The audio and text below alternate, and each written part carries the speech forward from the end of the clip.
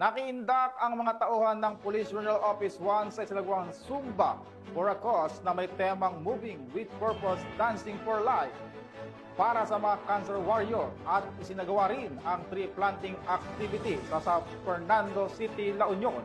Ang magandang balita mula kay Police Corporal Rafi Veloria.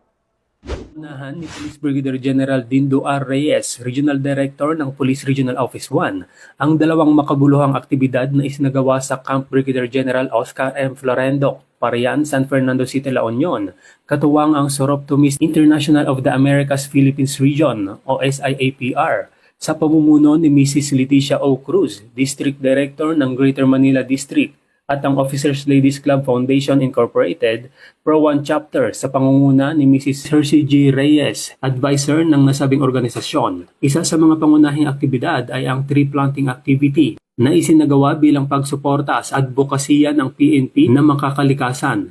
Isa sa mga pangunahing core values ng institusyon. Layunin ng gawain ito na ipakita ang aktibong papel ng kapulisan sa pangangalaga ng kalikasan bilang bahagi ng mas malawak na hangaring hindi lamang panatilihin ang kapayapaan at kaayusan, kundi tiyaking ipapamana sa susunod na henerasyon ang isang mas magandang kinabukasan.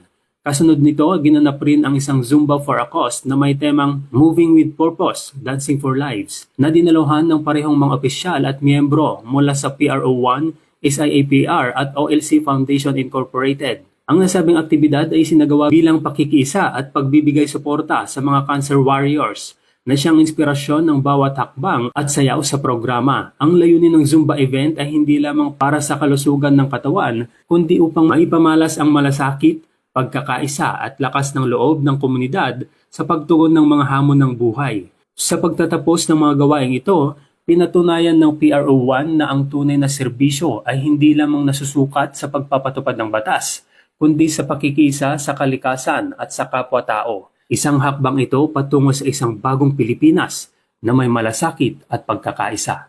Mula dito sa Ilocos Region, ako ang inyong PNN correspondent, Police Corporal Rafi Veloria, alagad ng batas, tagataguyod ng Balitang Pulis.